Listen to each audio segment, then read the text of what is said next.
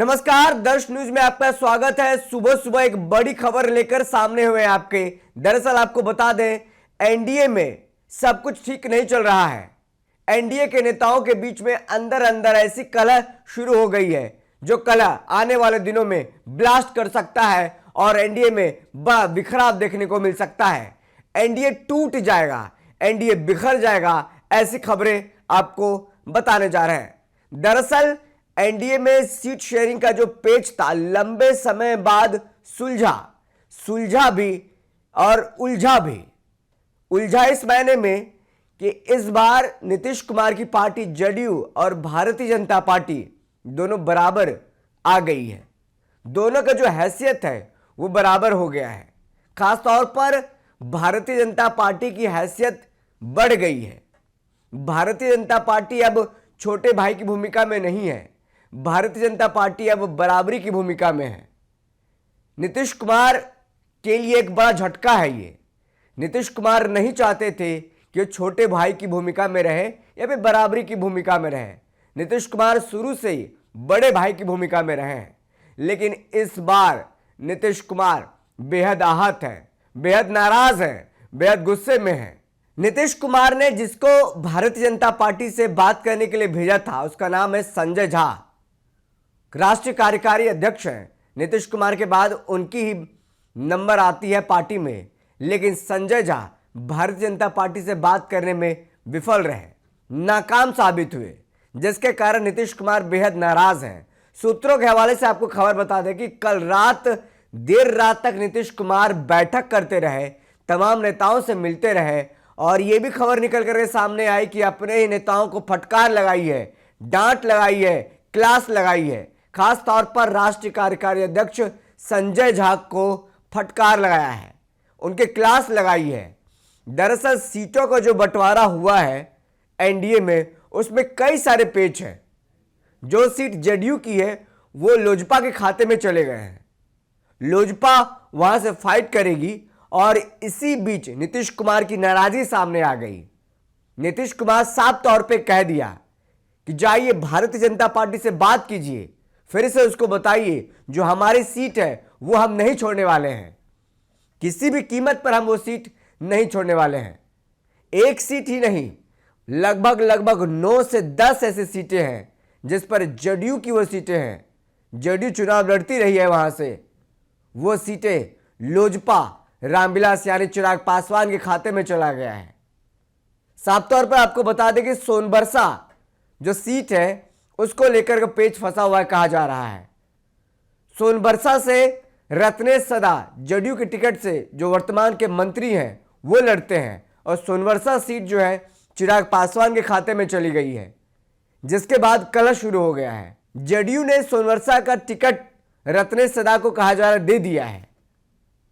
चिराग पासवान भी वहां से अपना कैंडिडेट उतार रहे हैं और ऐसे में एनडीए गठबंधन में कैसे सीट शेयरिंग हुआ, यह अपने आप में एक बड़ा सवाल है।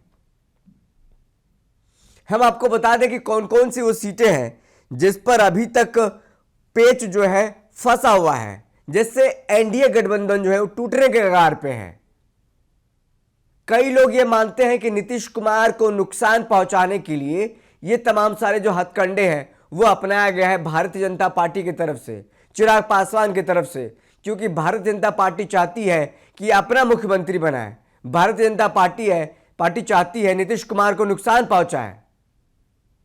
इस मद्देनजर तमाम चीजों को रखते हुए नीतीश कुमार बेहद नाराज हैं। नीतीश कुमार ने अपने ही पार्टी के नेताओं को खड़ी खोटी सुनाई है कि हमने आपको क्या बात करने भेजा था, आप हमारी पार्टी को और भारतीय जनता पार्टी को दोनों एक टेबल पर बराबर करने के लिए बैठ गए। बड़े भाई की भूमिका में रहते थे, बराबर ला करके रख दिया। ये पहला मौका है जब भारतीय जनता पार्टी और नीतीश कुमार की पार्टी जेडीयू दोनों बराबर हुई है। हमेशा नीतीश कुमार की पार्टी ज्यादा सीटों पर चुनाव लड़ती रही है, लेकिन इस बार देखिए भारतीय जनता पार्टी और नीतीश कुमार की पार्टी जेडीयू बराबर हो गई है। हम आपको बता दें कि जो हमें सूत्रों के अनुसार खबरें मिली है, जो हमारे सूत्र बताते हैं, वो कहते हैं कि नीतीश कुमार ने साफ कर दिया है कि किसी भी सूरत में राजगीर सीट पर जेडीयू चुनाव लड़ेगी।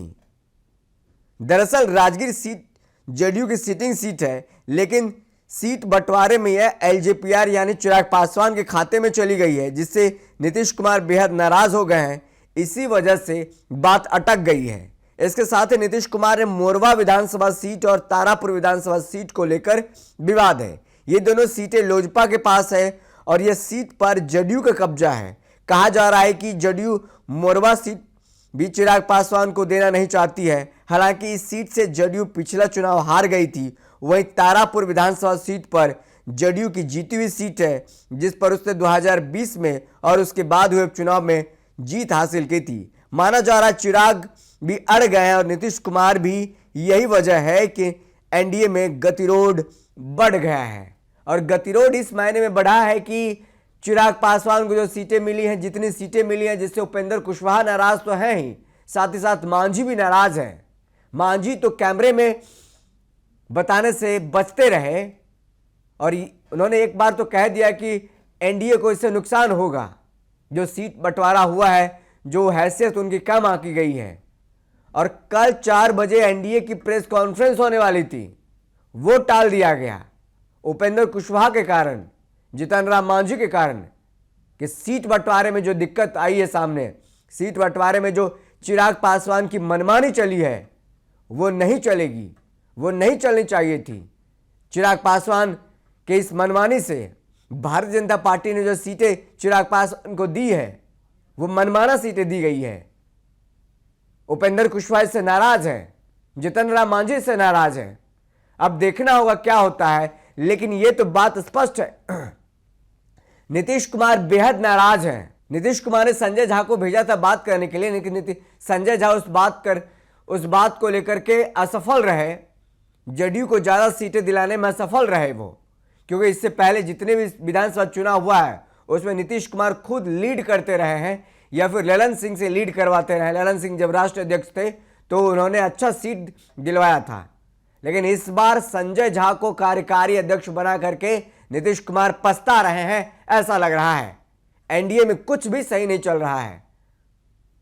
अमित शाह पटना आने वाले हैं इस बात को सुलझाने के लिए, नीतीश कुमार से बात करने के लिए अमित शाह पटना आने वाले हैं। देखना है क्या होता है। लेकिन एनडीए में बहुत कुछ ऐसा है जो कि पर्दे के पीछे कुछ और कैमरे के सामने कुछ और हो रहा है। पर्दे के पीछे मार पीट सब कुछ हो रहा है नेताओं के बीच में। सीट शेयरिंग के बाद कहा जाता है कि मामला सुलझा सुलझा नजर आना चाहिए, लेकिन मामला सुलझा सुलझा नजर नहीं आ रहा है। बहुत कुछ ऐसा पेच फंसा हुआ है जिससे कहा जा रहा है कि एनडीए टूट के कगार पर है, एनडीए बिखराव के कगार पर है। फिलहाल इस खबर में इतना ही। जो भी अपडेट आती है वो आपको हम बताएंगे। फिलहाल इस खबर में इतना ही। बहुत बहुत धन्यवाद।